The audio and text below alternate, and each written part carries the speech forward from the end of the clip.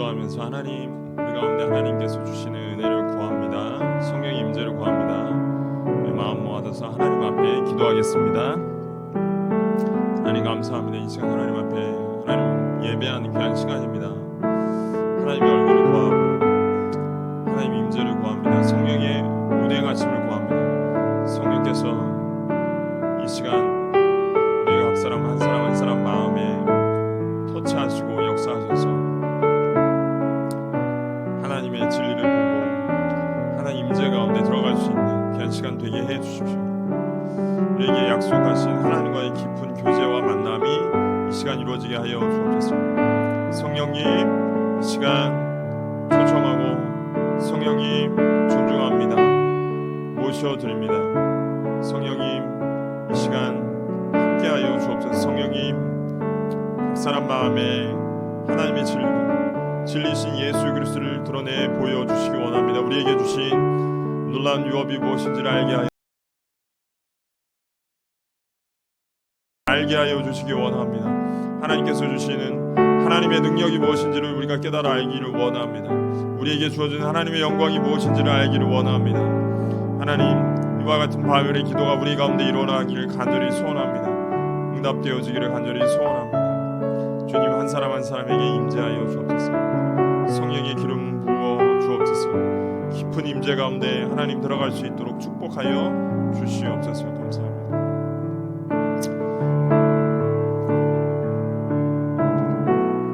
우리 같이 찬양 한번 하나님 앞에 나갔으면 좋겠습니다.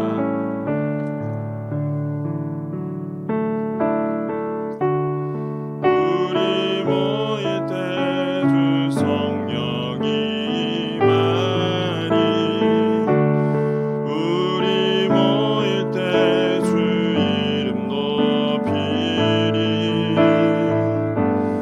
우리 마음 모아 주를 경배할 때에 주님 축복하시리.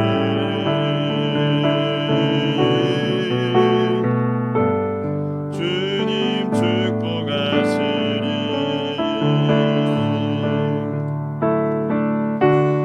우리 모일 때 주 성령이 임하니,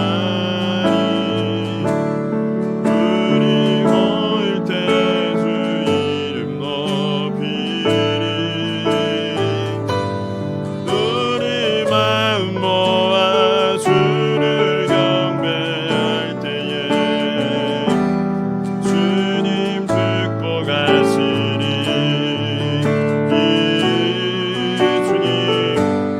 주님 축복하시리. 다시 한번 찬양했습니다. 우리 모일 때 주 성령이 임하니, 우리 모일 때 주 이름 높이리. 우리 마음 모아 주를 경배할 때에 주님 축복하시리.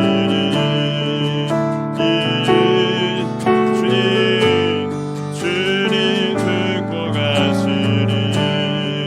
우리 마음 모아 주를 찬양할 때, 우리 마음 모아 주를 경배할 때에 주님 축복하시리. 아멘. 주님 축복하시리.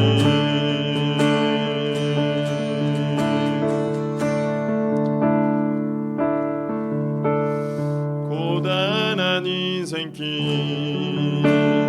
힘겨운 오늘도 예수 내 마음 아시네. 지나간 아픔도 마주할 세상도 예수 내 마음 아시네. 다시 한번 찬양하겠습니다. 고단한 인생길 힘겨운 오늘도 예수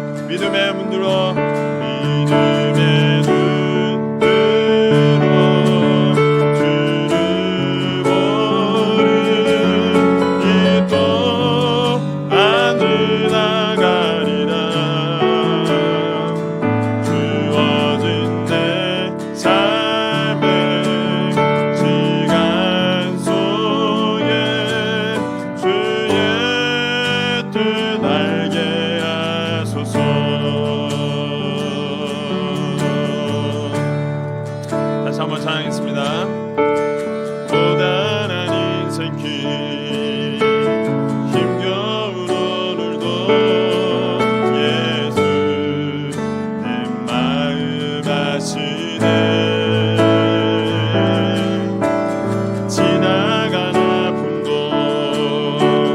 마주한 세상도 예수 내 마음 아시네. 하루를 살아도 기쁨으로 가리 예수 내 맘께 하시네. 후회도 염려도 온전히 맡기리 예수 늘 함께 하시네.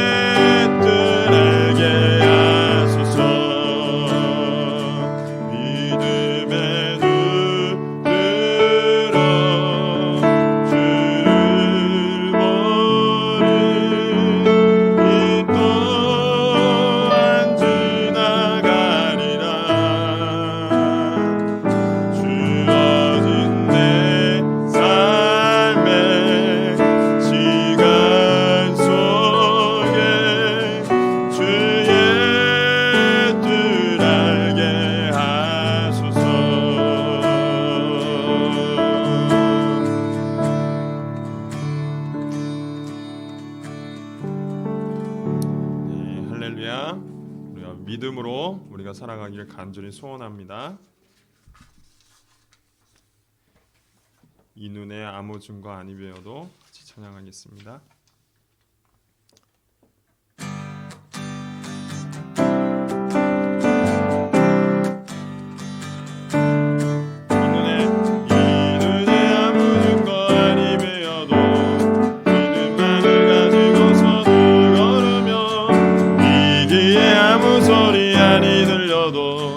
하나님의 약속이 서리라 걸어가세 믿음 위에 서서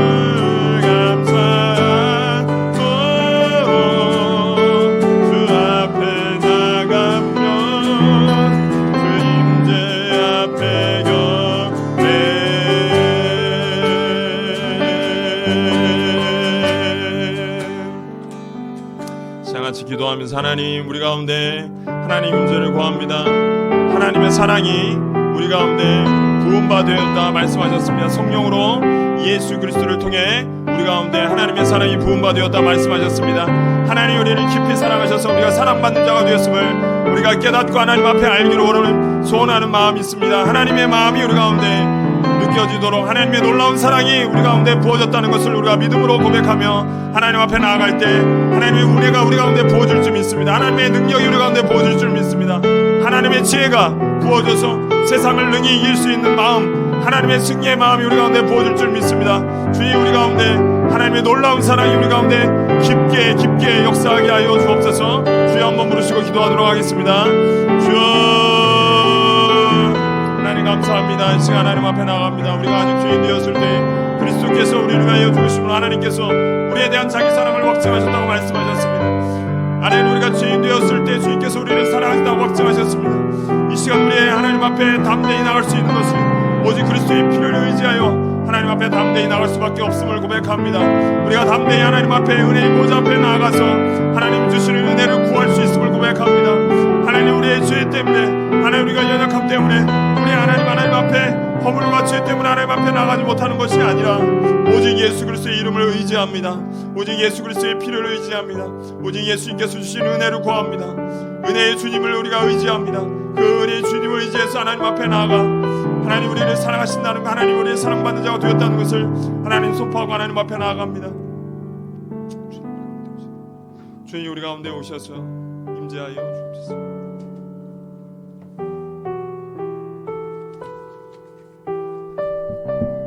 주님, 오늘은 2025년 새해 첫 주일입니다. 2025년의 시작을 주님 앞에서 예배로 드릴 수 있도록 인도해 주신 은혜에 감사드립니다. 크고 작은 일들 속에서도 저의 삶이 여전히 주님의 다스림 가운데 있음을 고백하며 이 예배가 우리의 심령을 새롭게 하고 주님의 은혜로 충만한 시간 되기를 간구합니다. 우리의 가정과 교회와 일터와 나라가 주님의 돌보심 속에 어떤 상황이라도 피난처 되시는 주님을 의지하며 나아가는 믿음 주시길 원합니다. 주님, 지금 이 나라 대한민국은 혼란과 어려움 가운데 있습니다. 정치적 분열과 경제적 불안정 속에서 국민들이 고통을 겪고 있습니다. 그러나 주님께서 어둠 속에 빛이 되시고 혼돈과 공허 속에서도 질서를 세우시는 분임을 믿습니다. 이 나라를 주님 손에 올려드립니다. 이 땅을 치유하시고 회복시켜 주시옵소서. 지도자들에게 공의와 지혜를 허락하시고 경천에 인해 정신을 갖게 해주시길 기도합니다. 또한 그동안 큰 아픔을 겪은 가정들도 있습니다. 하나님의 위로와 평강이 그들 위해 함께 해주시기를 원합니다. 우리가 아무랬던 140년 전 낯설고 물선 먼 이국 땅인 이곳 대한민국에 선교사님들을 보내주시고 눈먼 자들 같던 우리 선조들의 눈을 밝혀 빛 대신 주님이 이 나라의 길이 되시고 진리가 서게 하시고 생명을 불어넣어 주시는 이 나라가 이제는 제사장의 사명을 감당하는 나라로 세워지게 하시고 많은 나라의 선교사님들을 보낼 수 있도록 허락해 주신 것 감사합니다. 선교사님들의 모든 사정을 아시는 주님, 선교사님들이 늘 성령 충만하고 하셔서 모든 환경을 잘 넘어서게 하시고 많은 열매를 볼 수 있도록 인도해 주시길 원합니다. 오늘도 말씀을 증거하시는 우리 김기만 목사님을 성령 충만케 하시고 선포되는 말씀이 우리 다비타 교회의 한 해의 표대가 되어 값없이 베푸는 환대의 사랑으로 풍성한 주님의 생명이 흘러 많은 영혼이 소생되는 큰 기쁨이 있는 올 한 해가 되기를 소망의 주님 되시는 예수 그리스도의 이름으로 기도드립니다. 아멘.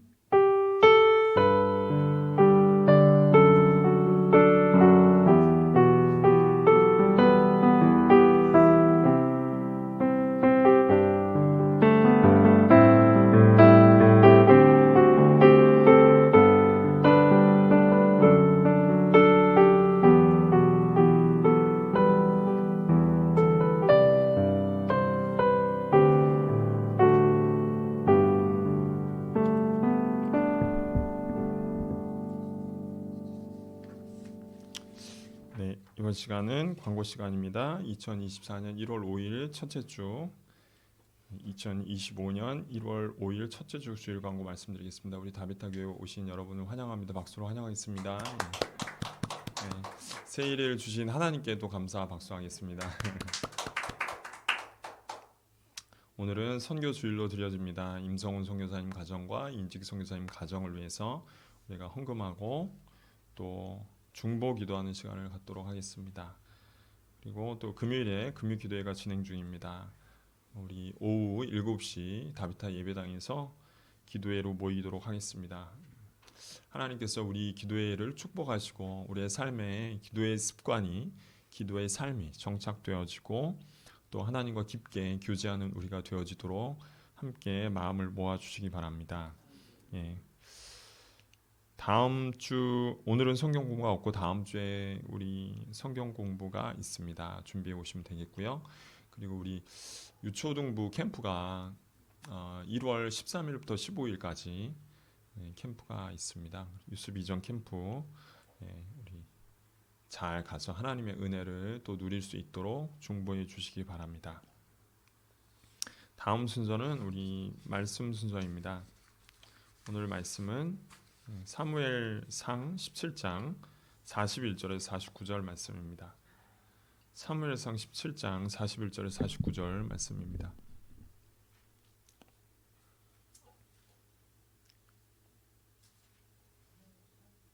사무엘상 17장 41절에서 49절 말씀.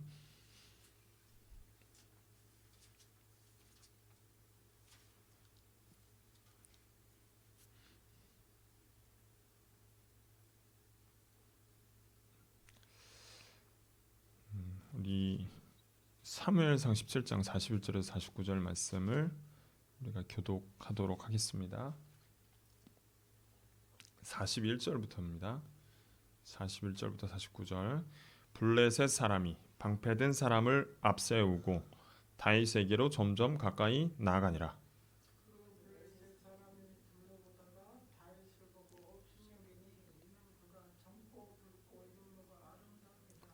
블레셋 사람이 다윗에게 이르되 내가 나를 개로 여기고 막대기를 가지고 내게 나와왔느냐 하고 그의 신들의 이름으로 다윗을 저주하고 그 블레셋 사람이 또 다윗에게 이르되 내게로 오라 내가 내 살을 공중의 새들과 들짐승들에게 주리라 하는지라.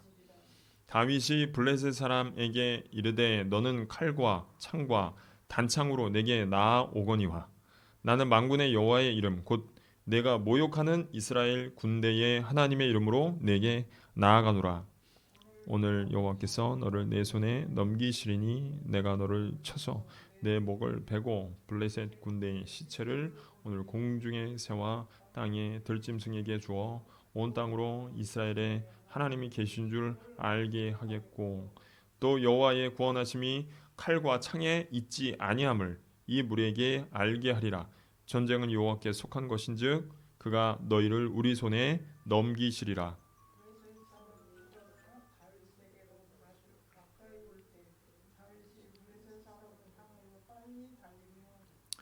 손을 주머니에 넣어 돌을 가지고 물매로 던져 블레셋 사람의 이마를 치매 돌이 그의 이마에 박히니 땅에 엎드려지니라. 아멘. 기도하겠습니다. 하나님 감사합니다. 2025년 새해를 시작하며 우리의 삶에 가장 중요한 것을 주춧돌로 삼고 우리가 이 한 해를 새해를 잘 보낼 수 있도록 주님 도와주시기를 간절히 소원합니다. 무엇보다 말씀을 통해 하나님을 깊이 의지하며 살아가는 삶이 우리 가운데 일어나기를 소원합니다. 오직 우리에게 소망이 되시며 능력이 되시며 영광이 되시며 지혜가 되신 예수 그리스도를 깊이 의지하며 살아가도록 도와주옵소서. 감사하며 예수님 이름으로 기도합니다. 아멘. 오늘 설교 제목을 한번 따라해 보겠습니다. 인생의 승패를 결정짓는 영적 훈련. 인생의 승패를 결정짓는 영적 훈련. 네. 오늘 본문은 너무나도 우리에게 잘 알려진 유명한 말씀이죠. 그렇죠? 유명한 말씀입니다. 다윗과 골리앗의 싸움이에요. 이 다윗은 이 싸움에서 승리함으로써 무명이었던 그가, 그렇죠? 무명이었어요. 무명이었던 그가 이스라엘의 일약 스타가 되게 됩니다. 또한 유대인과 기독교인 모두에게 신앙의 위인으로서 알려지게 된 사건입니다. 10여 년 긴 기간 고난의 시간이 그에게 있었지만 그는 이스라엘 12지파를 통일하고 이스라엘에서 가장 존경받는 왕으로 여겨지게 됩니다. 단순히 통일을 이루었기 때문에 그를 존경하는 것이 아니라 하나님과 그의 백성 모두에게 가장 신앙적인 왕으로 인정받았기 때문에 존경하는 것입니다. 그런데 이 화려한 승리 뒤에 감추어져 있던 그가 갖고 있던 영적인 원리가 있었어요. 이 다윗과 골리앗의 싸움은 단순한 영웅 신화를 그려주기 위한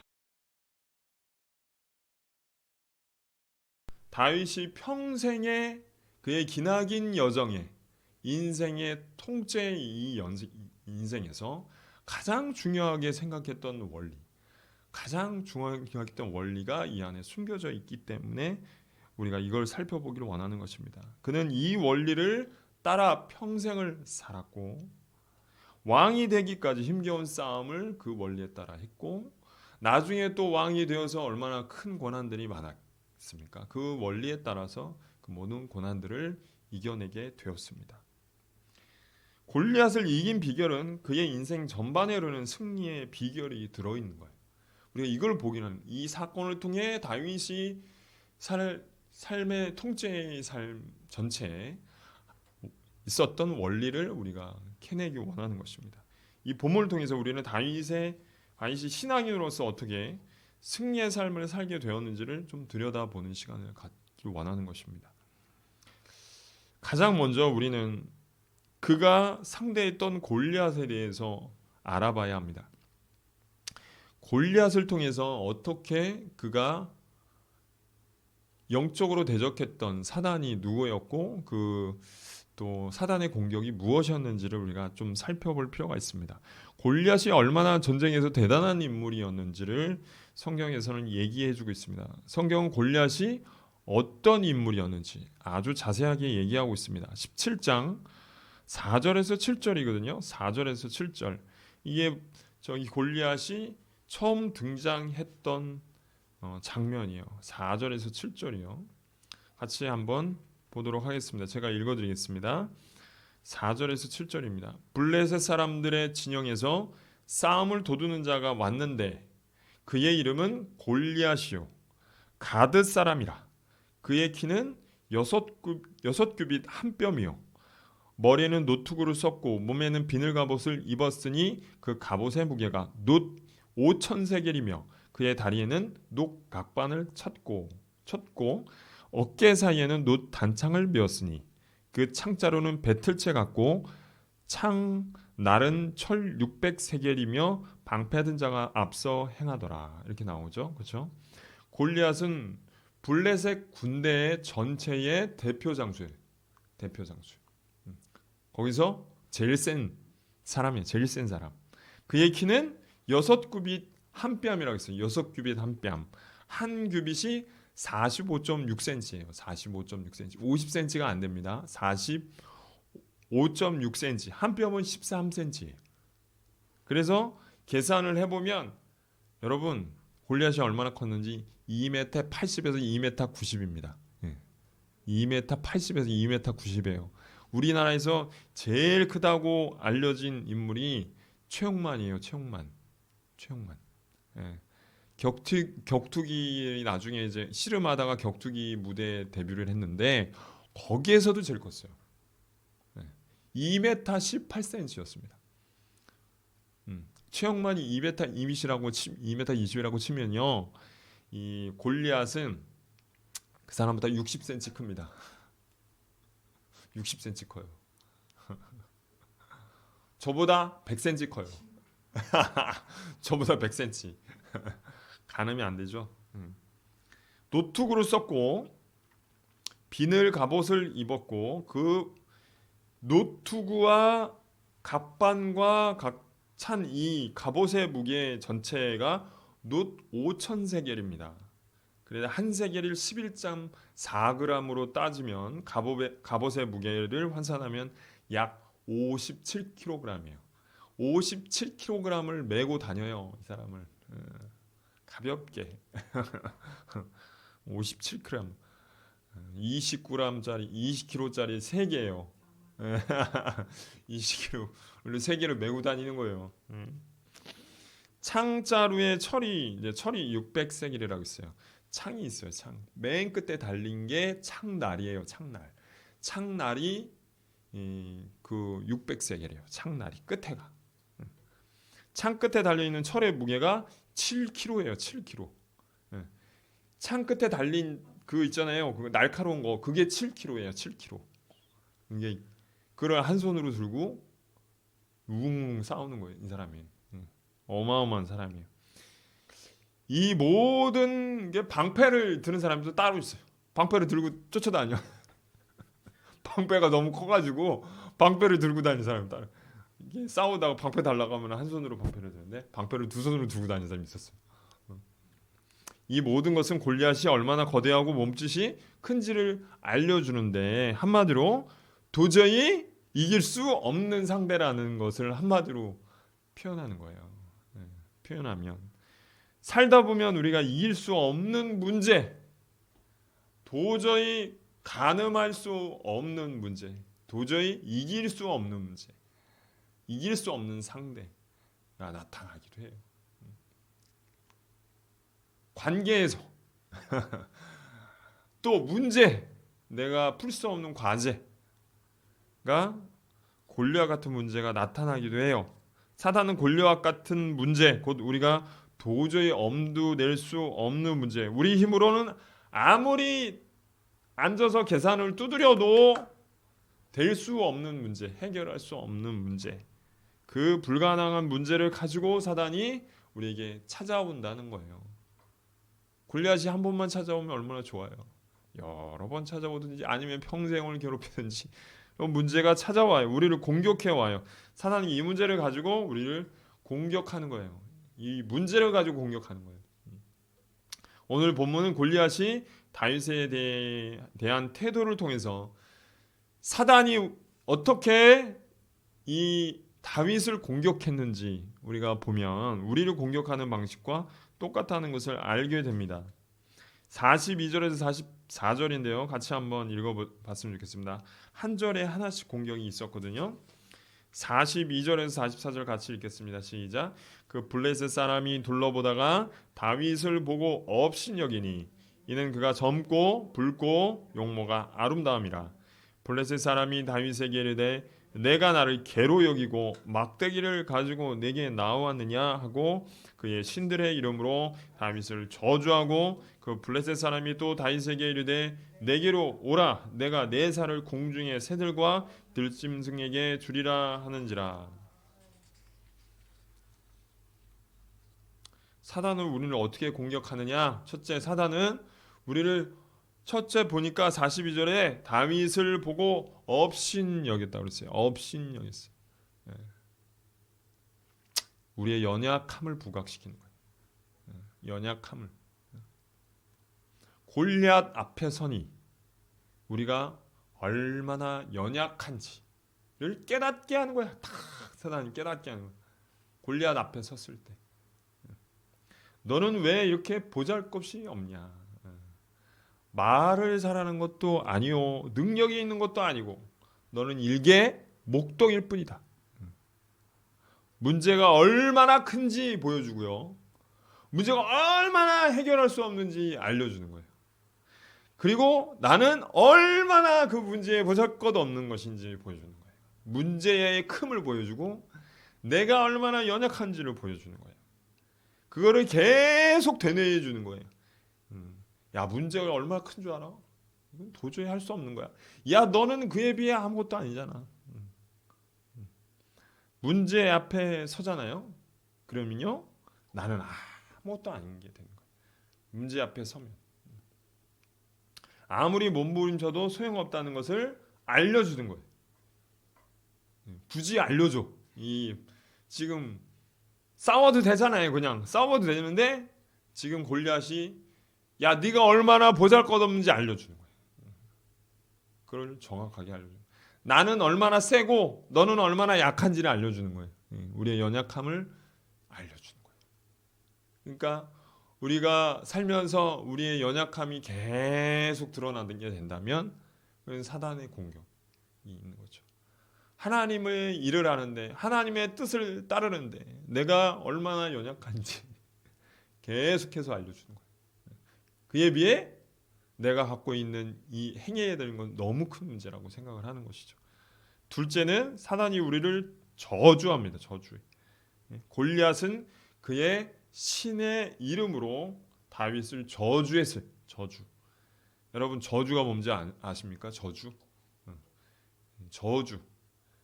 야, 너는 망할 거야. 망할 거야. 너는 안 될 거야. 너 같은 게 잘 될 리 없어. 누가 얘기하는 게 아니야. 내 마음속에 사단이 속삭이는 거예요. 하나님도 너를 싫어해. 하나님은 너를 사랑하지 않으셔. 하나님도 너를 포기했어. 그쯤 되면 포기하지 않겠니?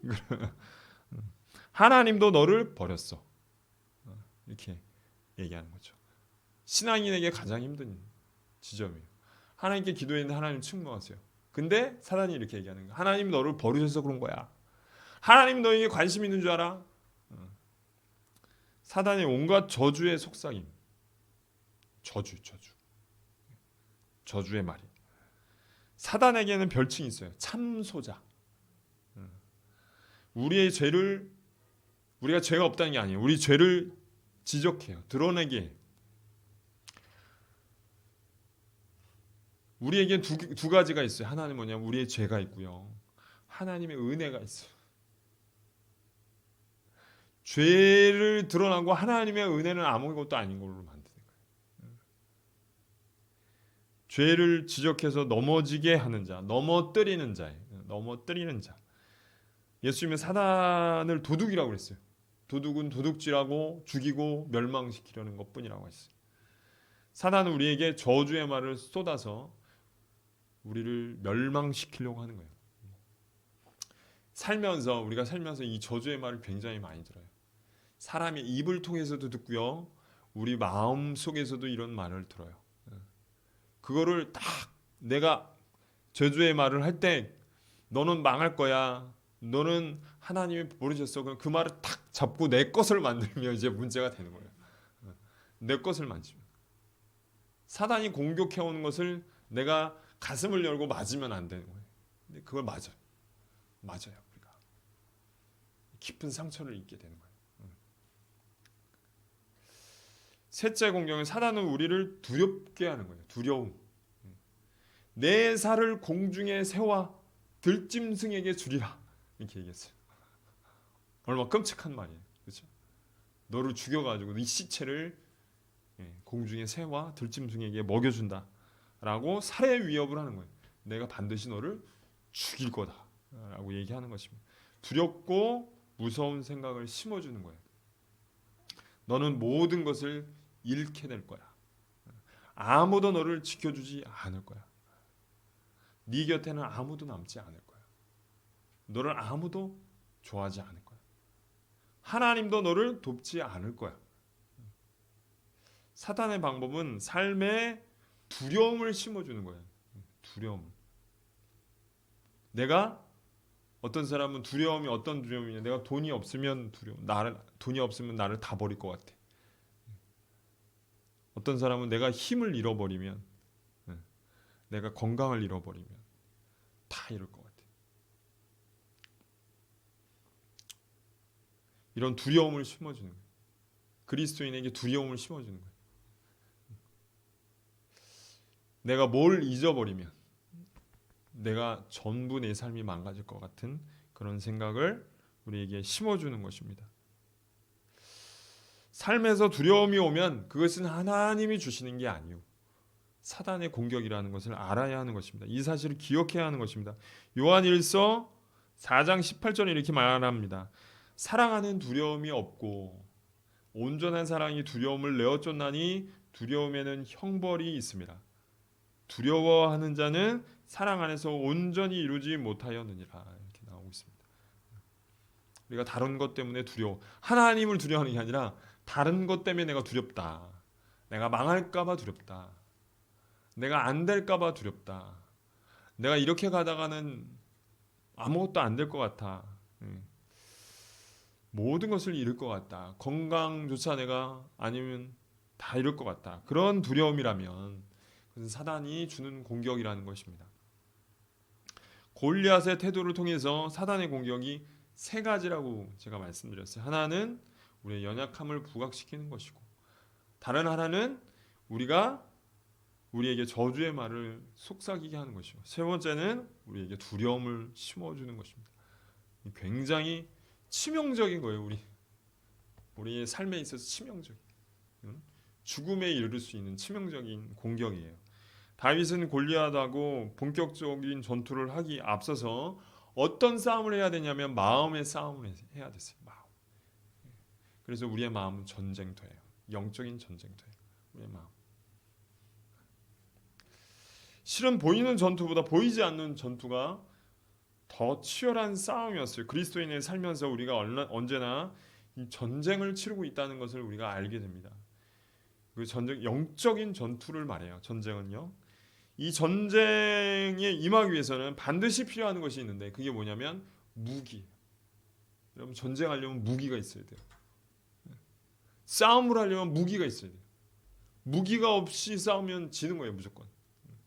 우리의 인생에 있어도 하나님 앞에 영적인 무기가 있어야 되는데 오늘 보니까 무기 두 개를 얘기해요. 다윗과 골리앗 싸움 중에 무기가 두 가지인데 그 무기를 가지고 서로 대적하는 거예요. 서로 싸우고 있는 거예요. 무기.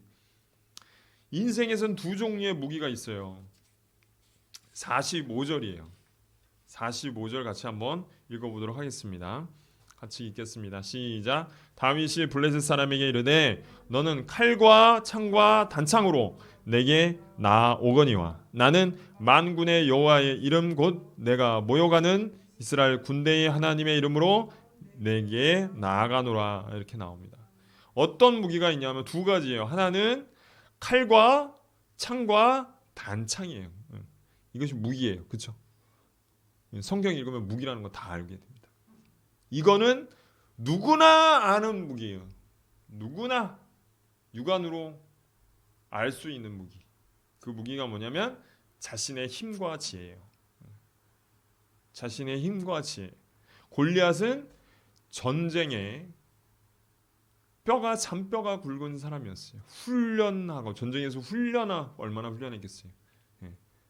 이게 이 타고난 또 이 힘이 있었고 골격이 있었고 조건이 있었죠. 거기에다 훈련을 했어요. 그리고 수많은 전투 경험이 있었어요.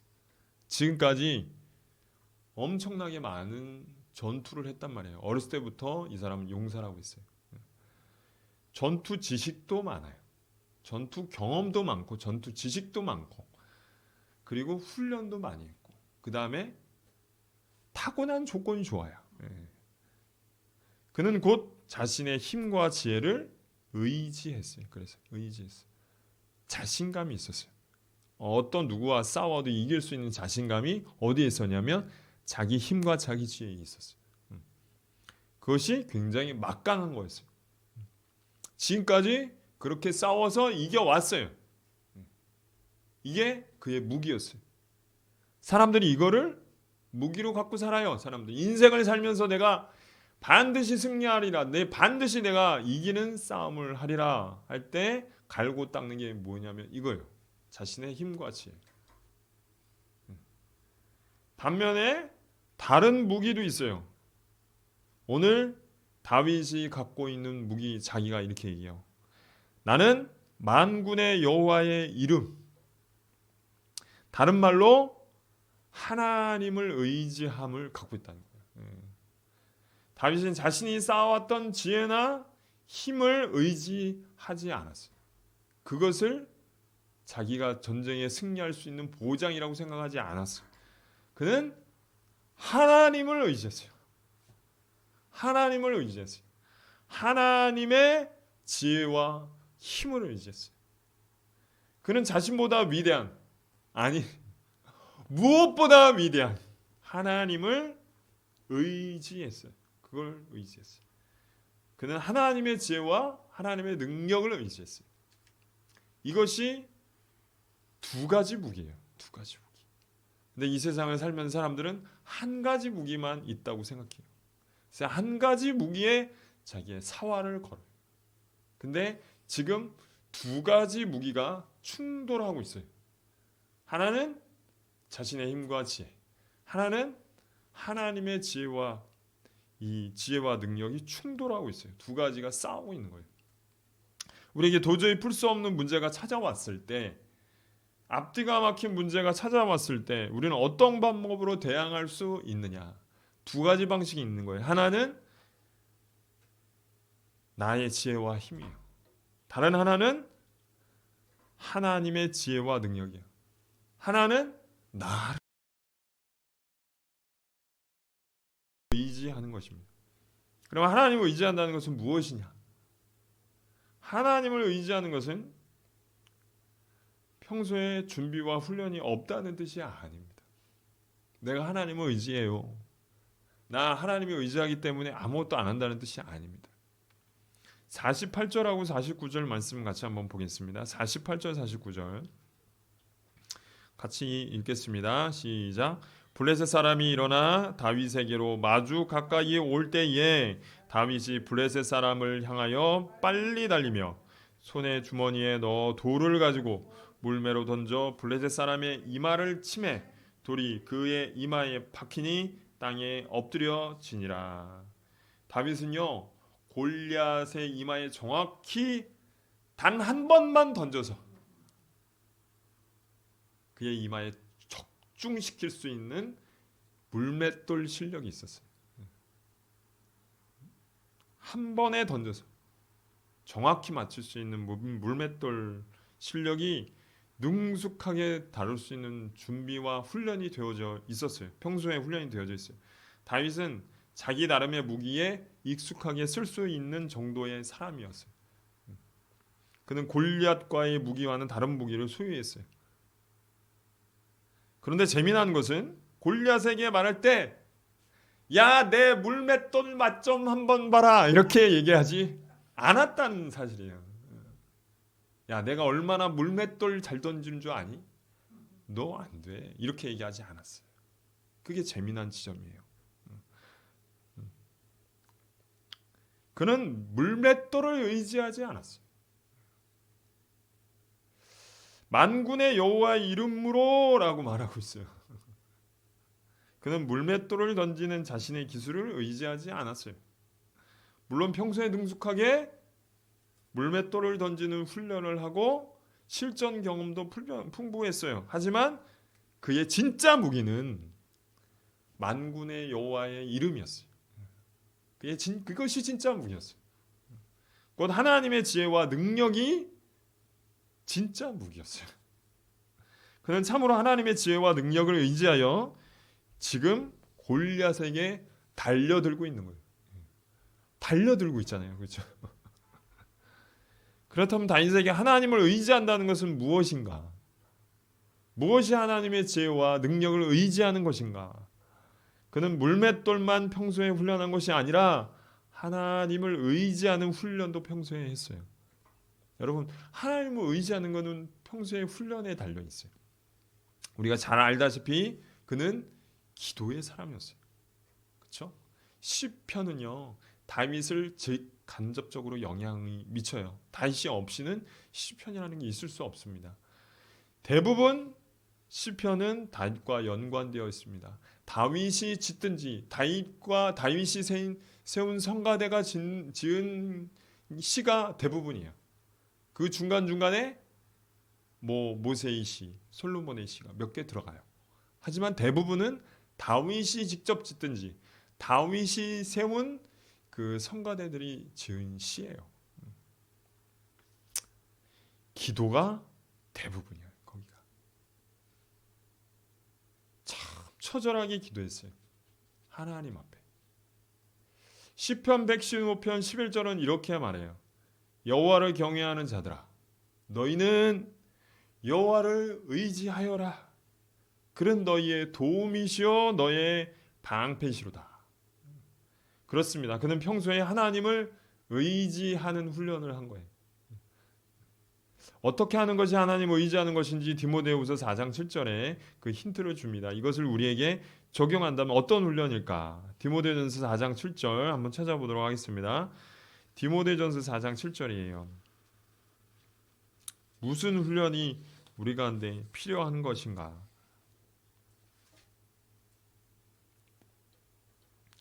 디모데전서 4장 7절입니다. 같이 읽겠습니다. 시작. 망령되고 허탄한 신화를 버리고 경건에 이르도록 너 자신을 연단하라. 그렇죠? 이 훈련이라는 간단히 말해서 이 연단이라는 게 훈련이에요. 경건에 이르도록 네 자신을 훈련하라. 연단하는 훈련하라. 이걸 간단히 말해서 경건 앞에 자를 따서 경건 뒤에는 훈련 이렇게 한 거예요. 그래서 경건 훈련. 바울이 살던 시대는 검투사들이 있던 시대였어요, 여러분. 원형 경기장, 로마의 원형 경기장 있죠? 거기 검투사들이 살던 시대였는데 검투사들은 피나는 훈련을 했대요. 이 연단이라는 단어는 검투사들이 쓰는 단어예요. 검투사들이 자기가 피나는 훈련을 할 때 쓰는 연단이라는 단어를 썼어요. 전투가 벌어지면요, 두 가지밖에 없어요. 상대를 죽이든지 내가 죽든지, 내게 달려오는 야수를 죽이든지 아니면 내가 죽든지 두 가지밖에 없었어요. 목숨은 평소 자신이 얼마나 훈련했느냐에 달려 있었어요. 여러분, 훈련은 실전을 위한 것이에요. 실전. 일상생활의 실전을 위한 것이. 훈련은 평소에 실제의 싸움에서 승리하기 위해서 훈련하는 거예요. 훈련을 위한 훈련이 아니에요. 훈련은 실제 싸움에서, 평소의 싸움에서 이기기 위한 훈련인 것이. 평소에 우리가 경건에 이르도록 훈련해야 되는 거예요. 그러나 그것은 일상의 삶에서 영적인 실전 싸움에서 승리하기 위한 것이. 여러분, 나중에 이게 그 로마에 했던 경기들이 이 올림픽으로 됐어요. 그렇죠? 우리 올림픽 중에 우리가 아주 잘하는 경기 중에 양궁이라는 게 있고 사격이 있어요. 사격에 평소에 훈련을 해요. 탕탕탕. 네. 몇천 발, 몇백 발을 쏴요. 그렇죠? 근데 그거 쏴는 거는 평소에 쏴는 훈련은 언제를 위한 것이냐면 가서 올림픽 경기 가서 쏘려고 하는 거예요. 거기서 한 발 쏠 거를 여기서 100발 쏘는 거예요. 그렇지 않으면 한 발 못 맞히니까. 100발 하는 거는 한 발 맞히기 위한 거예요. 한 발 쏘기 위한 거예요. 4년 동안 준비하는 거는 가서 1시간 쏘는 거 하려고 하는 거예요. 그게 훈련이에요. 훈련은 그러니까 지루하고 힘들죠. 힘든 거예요. 근데 훈련이 안 되면 못 쏘는 거예요. 못 맞히는 거죠. 우리가 전쟁 시 하나님을 의지할 수 있는 것은 평시에 경건의 훈련을 쌓았기 때문이에요. 우리는 세상의 방식으로 세상을 이길 수 없어요. 칼과 창과 단창으로 이길 수가 없어요. 우리는 세상의 방식으로 우리는 이길 수 없어요. 왜냐하면 세상 사람들은 세상의 도구를 쓰거든요. 세상의 도구는 뭐냐면요, 그걸 쓰는데 능숙해요. 혈연, 지연, 학연, 인맥, 뇌물, 아첨 이런 걸 써요. 그러니까 우리가 이길 도리가 없어요. 가서 이길 도리가 없어요. 그걸 쓰는데 탁월해요. 아주 탁월해. 질 수밖에 없어요. 우리는 경건의 훈련을 통해서 세상을 이길 수 있도록 준비해야 돼요. 무슨 훈련을 해야 되나? 4장 디모데전서 4장 5절이에요. 4절 5절 같이 읽겠습니다. 4절 5절 시작. 하나님의 말씀과 기도로 거룩하여 짐이라. 두 가지 훈련을 이제 얘기하고 있어요. 하나는 말씀이요, 다른 하나는 기도예요. 성경은 이것을 증거해요. 대저 하나님의 모든 말씀은 능하지 못하심이 없느니라. 이렇게 성경이 얘기하고 있어요. 대저 하나님의 모든 말씀은 능하심이 없느니라. 이렇게 얘기했어요. 누가복음 1장 37절. 그리고 마가복음 9장 29절 이렇게 해요. 이르시되 예수님께서 하신 말씀이에요. 기도 외에 다른 것으로 이런 종류가 나갈 수 없느니라. 이렇게 얘기하셨어요. 말씀과 기도는 무한한 능력을 갖고 있는데, 하지만 문제는 이 두 가지를 탁월하게 사용할 수 있도록 능숙해지는 데 있는 거예요. 우리는 다른 것에는 무지해도, 다른 것에는 능숙하지 못해도 하나님 말씀에 무지하지 말아야 하고, 우리는 문제가 왔을 때 하나님의 말씀으로 해석하고, 이 문제가 하나님의 말씀에 비추어서는 이런 뜻이구나, 하나님이 원하시는 것은 이런 것이구나, 해석할 수 있도록 평소에 말씀을 많이 접해야 돼요. 읽고 암송하고 묵상하고 실천해야 돼요. 이게 훈련이에요. 훈련이라는 말은 실전을 위한 것이에요. 기도에 나온 것으로 만족하지 않고 시간을 정해놓고 우리가 기도를 하는 훈련을 쌓아야 돼요. 이건 훈련이에요. 쉽지 않아요. 그러니까 훈련이라고 그래요. 훈련. 어릴 때 교회에 출석해 보니까요, 예배 자리에 참석한다고 다 예배 드리는 것은 아니고, 새벽 기도에 나온다고 다 기도하는 것은 아니더라고요. 나오는 자리를 지키고 나오는 것도 귀하죠. 하지만 나온다고 예배를 드리는 것이 아니야. 나온다고 기도가 제대로 되는 것은 아니에요. 하루에 30분이든 시간을 정해놓고 훈련을 쌓아야 돼요. 훈련을. 왜냐하면 실전 때문에 그래요. 어떤 문제가 터졌을 때 내가 하나님을 의지하는 훈련이 되어 있다면 내가 그때 진짜 하나님을 의지할 수 있을 거예요. 근데 안 돼 있으면 의지하지 못하는 거예요. 평시에 훈련하지 않고는 급박하게 기도할 때 기도가 안 되는 거예요. 기도로 문제가 해결이 안 되는 거예요. 기도로 문제가 돌파가 안 되는 것입니다. 우리의 승리는 하나님께 있는데 하나님을 의지하는 훈련을 쌓아야 그것이 되는 것입니다.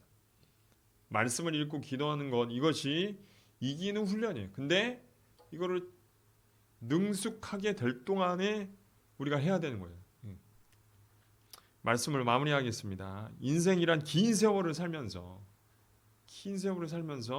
그리스도인으로 살면서 우리에게 끊임없이 찾아오는 영적 전쟁이 있어요. 개인에게 찾아오지만 가정과 교회에도 찾아오고, 그럴 때 도저히 가늠이 되지 않는 상대, 도저히 싸움에서 이길 수 없는 상대가 나타나기도 합니다. 다윗 앞에 골리앗처럼 말입니다. 그런 상대임을 우리가 어떻게 분별할 수 있느냐? 그 상대를 만나면 이런 공격이 찾아온다는 거예요. 첫째는 연약함을 공격하고 저주를 하고 우리에게 두려움을 심어주게 됩니다. 이 셋 중에 하나면 그것은 분명히 우리에게 영적인 공격이구나라는 걸 알게 됩니다. 그럴 때 우리에게 대항할 무기는 두 가지라고 했어요. 하나는 내 힘과 지혜, 다른 하나는 하나님과 힘과 지혜입니다. 우리는 하나님의 지혜와 능력을 의지할 수 있도록 평소에 훈련을 해야 되는 것입니다. 영적인 싸움에서 승리하려면 영적인 힘과 지혜가 필요해요. 바울이 디모데에게 경건에 이르도록 자신을 연단하라고 명령했습니다. 이건 명령이에요. 훈련은 실전을 위함이에요. 그렇죠? 평소에 기도하며 말씀을 읽으면서 경건해져야, 하나님을 만나는 훈련이 되어야 문제가 닥쳤을 때 우리는 싸움을 제대로 하지 못하고 무너지지 않을 수 있어요. 그렇죠? 문제가 터졌을 때 기도로 이겨낼 수 있는 능력, 기도로 돌파할 수 있는 능력, 하나님의 말씀의 검으로 대적할 수 있는 능력, 이것이 우리 가운데 있어야 하는 것입니다. 내 앞에 정말 꽉 막힌 문제가 있습니까? 도저히 해결할 수 없을 것 같은 문제가 있습니까? 그것이 관계이든, 돈의 문제이든, 가정의 문제이든, 직장의 문제이든 관계없이 그 싸움에서 이기기 위해서 우리는 반드시 마음을 다잡고 경건의 훈련을 새롭게 시작해야 하는 것입니다. 싸움을 하기 위해서 훈련밖에 없기 때문에 그래요. 다른 수가 없어요. 다른 방법이 있으면 제가 알려드릴게요. 다른 방법이 없어요. 놓았던 기도를 다시 부여잡고 놓았던 말씀의 성경을 다시 펼치고 하나님을 의지하는 자신이 되도록 힘써야 돼요. 경건 훈련이라는 것은 쉽지 않아요. 우리 모두 알고 있어요. 경건 훈련이라는 게 평생에 해야 되는 것이 평생. 그러나 감사한 것은 하나님께서 우리에게 이미 찾아오셔서 우리 힘이 되시겠다고, 우리의 지혜가 되시겠다고 약속하셨기 때문에 그래요. 하나님의 약속을 제가 읽어드리겠습니다. 이사야서 41장 10절입니다. 두려워하지 말라. 내가 너와 함께함이니라. 놀라지 말라. 나는 내 하나님이 됨이니라. 내가 너를 굳세게 하리라. 참으로 너를 도와주리라. 참으로 나의 의로운 오른손으로 너를 붙들리라. 같이 한번 기도하겠습니다. 여러분, 경건 훈련은 나의 의지와 결단으로 되는 것이 아닙니다. 나를 사랑하셔서 나를 위해 자신의 몸을 버리시고 모든 피를 쏟으시고 우리를 너무나도 사랑하신 그분을 깊이 만나기를 소원하는 마음으로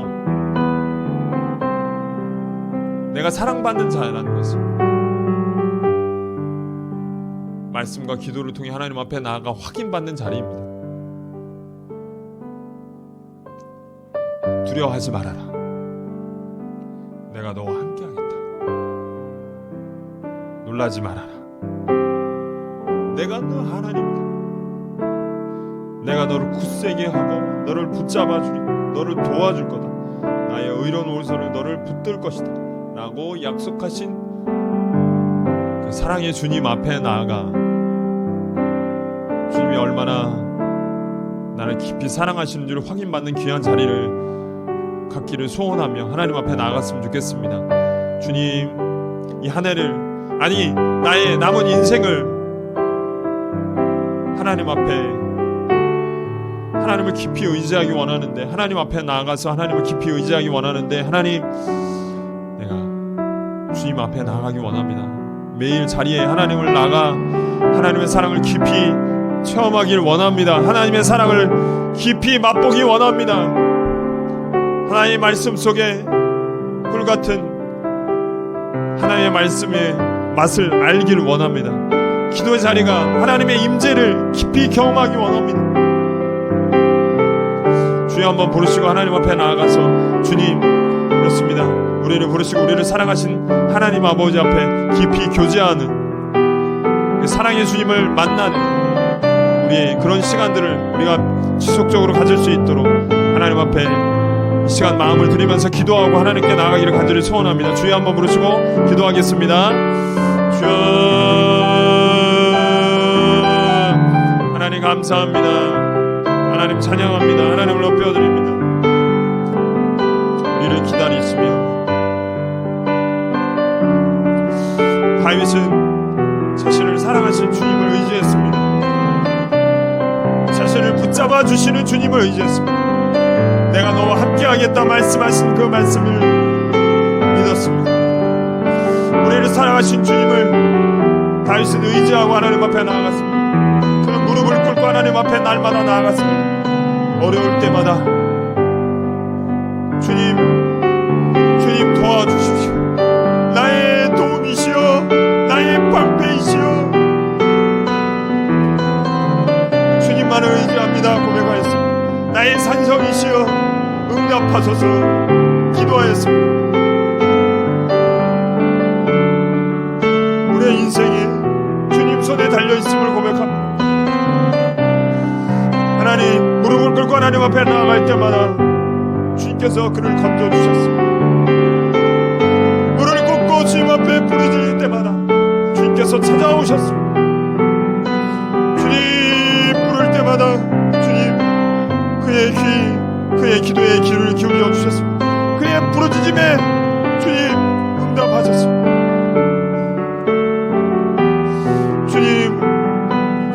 주님께서는 언제나 우리의 기도를 들으시고 우리의 기도를 기다리시며 하나님 앞에 그분의 얼굴을 구하며 하나님께 나아가기를 소원하신다고 하셨습니다. 주님을 의지합니다. 주님만을 의지합니다. 깊게 의지합니다. 주님을 의지합니다. 주님을 깊이 의지하고 주님 앞에 나아갑니다.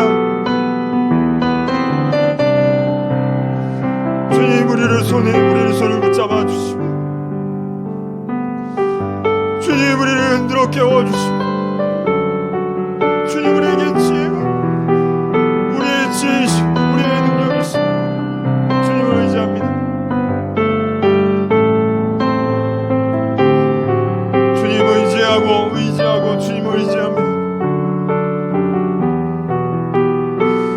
하나님 우리에게 맡겨진 우리에게 닥친 모든 문제들이 있습니다. 다친 관계들이 있습니다. 주님 의지하기 원합니다. 너희 여호와를 경외하는 자들아 여호와를 의지하라. 그는 우리의 방패이시오, 그는 우리의 산성이시오, 그는 우리의 요새이시오, 그는 우리를 돕는 자이시오, 그는 우리의 소망이시오. 주님 앞에 나아가 기도합니다. 주님 우리를 돕고 도우시기를 간절히 소원합니다. 우리를 사랑하셔서 우리와 함께 하시며 우리와 동행하시며 우리를 그와 같이 보내주시고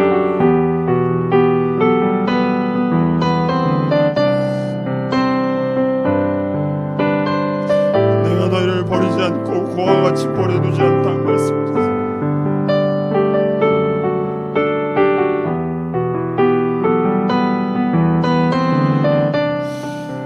그와 같이 버려두지 않으신다고 하셨습니다. 성령님 이 시간 오셔서 성령님 오셔서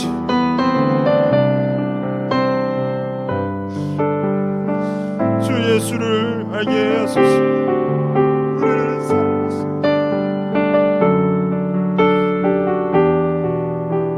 생명 주신 주님 예수 안에 부활을 알게 하시고 예수 안에 우리가 누릴 기업을 알게 하소서. 주님 이 시간 오시옵소서.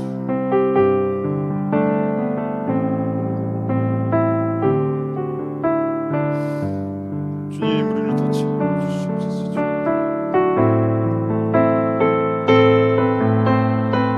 시간 한번 기도했으면 좋겠습니다. 하나님, 우리가 아직 죄인 되었을 때 그리스도께서 우리를 위하여 죽으심으로 하나님께서 우리에 대한 자기 사랑을 확증하셨느니라 말씀하셨습니다. 예수께서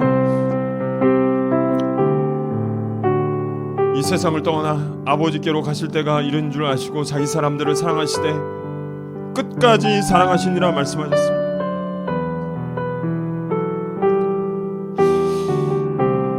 우리를 끝까지 사랑하시는 주님 앞에 나아가길 원합니다. 우리를 끝까지 사랑하시는 예수 그리스도 앞에 나아가기 원합니다. 나는 선한 목자라 선한 목자는 양을 위하여 목숨을 버리거니와 선한 목자 되신 주님께서 자신의 목숨을 내어주고 우리를 끝까지 사랑하신 여러분, 두려워하지 마십시오. 주님께서 우리를 놓지 않으실 것입니다. 여러분, 무서워하지 마십시오. 주님께서 우리를 붙잡아 주실 것입니다. 여러분, 두려워하지 마십시오. 주님께서 우리를 버리지 않으시고 성령으로 우리와 함께 하실 것입니다. 우리가 기도할 때마다 주님께서 우리의 기도를 들으실 것이고 우리가 눈물로 주님 앞에 간구할 때마다 주님께서 그 눈물을 기억하실 것입니다. 시간 주여 한번 부르시고 우리를 사랑하신 주님 앞에 나아가 간구했으면 좋겠습니다. 주님 더 알기 원합니다.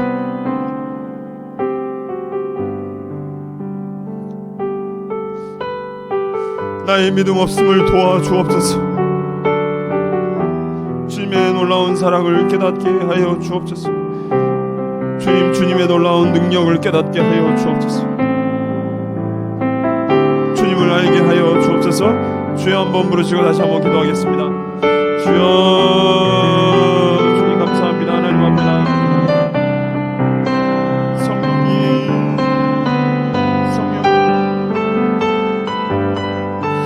성령님 간구합니다.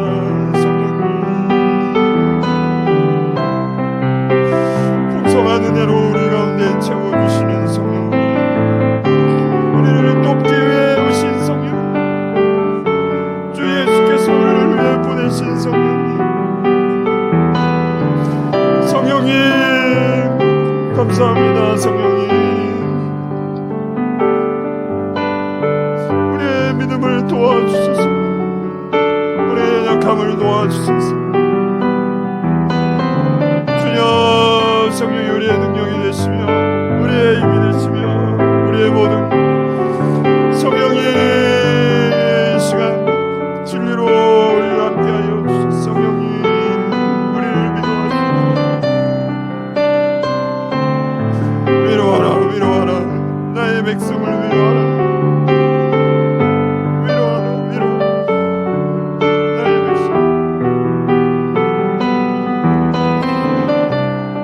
때가 끝나고 주님 앞에, 하나님 앞에 나아가 위로하라. 위로의 성령,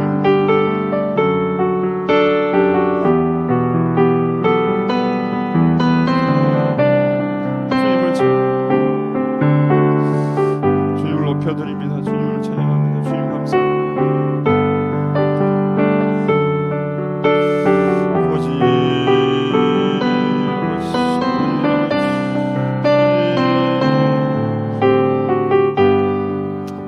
다시 한번 기도할 텐데 우리 선교사님들을 위해서 기도하겠습니다. 우리를 대신해서 140년 전 우리에게 보냈던 선교사님들, 그들의 빚을 갚기 위해서, 복음의 빚을 갚기 위해서 선교 현장에 가서 복음을 전하고 계신 우리 한국인 선교사님들을 위해 기도했으면 좋겠습니다. 주님, 우리도 기도로, 우리의 물질로 하나님, 우리도 그들을 협력하여 주님의 복음의 빚을, 주님의 핏값을 우리도 갚기 원합니다. 기도로 갚기 원하고 물질로 갚기 원하고 하나님 앞에 갚기 원합니다. 주님, 그들을 붙잡아 주시고 하나님, 새로운 기름 부으심으로 날마다 주시기를 간절히 소원합니다. 주님 거룩하게 하시고 주님 경건하게 하시고 주님 삶에 하나님의 능력이 하나님의 복음의 역사가 일어나게 하여 주옵소서. 주여 한번 부르시고 기도하겠습니다. 주여 하나님 감사하며 하나님 앞에 나아갑니다. 주님 이 시간 주님의 이름을 불러 하나님 앞에 찬양하며 기도하며 나아갈 때 오직 동일하게 일본 지역에 있는 우리 선교사님들 임성우 선교사님 하나님 이인식 선교사님들 위해 기도하며 하나님께 나아갑니다. 그 가정에 하나님 모든 문제를 주님 앞에 맡겨드립니다. 오직 사역을 축복하여 주시고 가정을 하나님 안전하게 지켜주시고 하나님 삶의 모든 문제를 주님 앞에 맡겨드리기 원합니다. 도저히 오늘 말씀하신 것처럼 해결할 수 없는 문제 앞에 하나님 앞에 섰을 때 무릎으로 주님 앞에 나아가 기도할 주님 승리하게 하시고 주님의 지혜와 능력을 경험하는 우리 선교사님들 될 수 있도록 도와주시기를 간절히 소원합니다. 그곳에서 고군분투하며 하나님 나의 하나님 안전한 삶 평안한 삶들을 내려놓고 하나님 곡을 뒤지고 하나님 앞에 하나님 이국 땅에 가서 하나님 복음을 전하는 귀한 선교사님들 가운데 함께하여 주옵소서. 주님 140년 전에 우리 복음의 빚을 지고 예수 그리스도의 빚값을 지고 떠났던 이 선교사님들 가운데 하나님 함께하여 주시기를 원합니다. 하나님 기도로 충고합니다. 우리도 힘을 합하고 하나님 마음을 모으고 하나님 물질로 하나님 협력하기를 원합니다. 이분들의 사역을 통해 하나님 우리도 이 복음의 빛을 갚길 원합니다. 하나님 함께하여 주시옵소서. 일하여 주시옵소서. 우리의 삶의 언어에 진보가 있게 하여 주시고 성령의 역사가 있게 하여 주시고 복음이 전파되게 하여 주시고 복음을 하나님 앞에 사람들이 영적으로 태어나고 하나님 앞에 성장하는 귀한 역사가 있게 하여 주시고 삶의 가정의 문제 모든 문제를 주님 앞에 맡깁니다. 하나님 적응하지 못한 자녀들의 문제를 하나님 앞에 맡겨드리기 원합니다. 성령이 운행하시고 역사하셔서 사람들 마음속에 자녀들 마음속에 진정으로 거듭나고 하나님 알고 경험하고 그래서 문제를 극복할 수 있는 귀한 하나님 자녀들이 될 수 있도록 축복하여 주시기를 간절히 소원합니다. 하나님 일하여 주시옵소서. 하나님 역사하여 주시옵소서.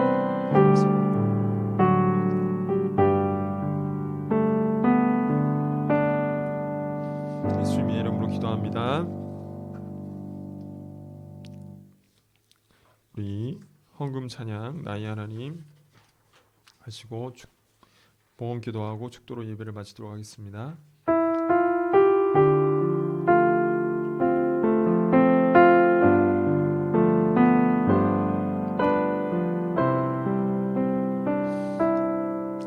나의 사랑 너는 어여쁘고 참기하다 어느 보석보다 귀하다 내가 사랑스럽지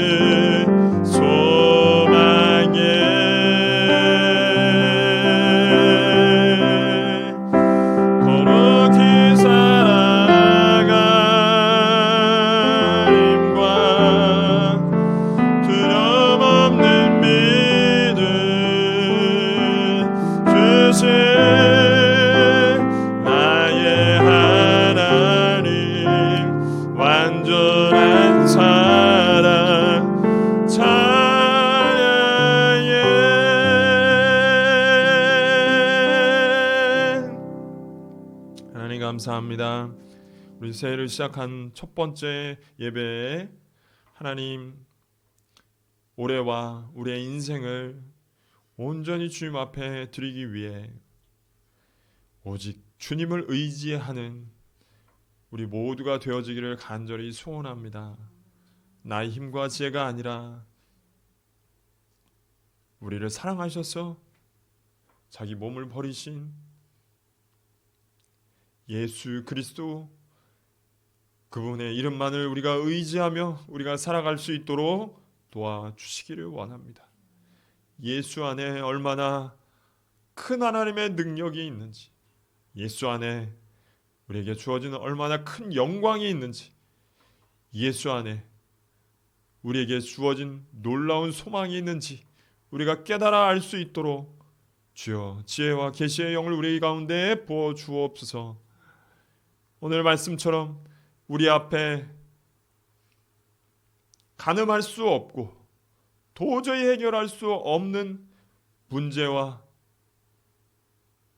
우리 관계 가운데 주님께서 오직 힘과 능력이 되시고 방패 되시고 소망 되시기를 간절히 소원합니다.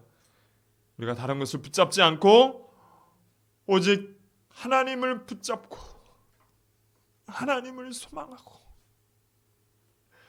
하나님을 의지하고 우리의 삶을 나아갈 수 있도록 축복하여 주옵소서. 오직 예수 그리스도를 따라가기 원합니다. 우리의 주 예수 그리스도를 따라가기를 소망합니다. 우리의 드린 모든 헌물을 받아주시고 우리의 삶 숨쉬는 순간순간마다 주여 우리를 붙잡아 주옵소서. 이제는 우리 주 예수 그리스도의 은혜와 하나님 아버지의 사랑하심과 성령님의 교통하심이 이 시간 오직 하나님을 의지하기를 소망하며 평소에 하나님을 깊이 찾고 교제하기를 소망하는 모든 사람 위에 영원토록 함께 계시기를 간절히 축원하옵나이다. 아멘.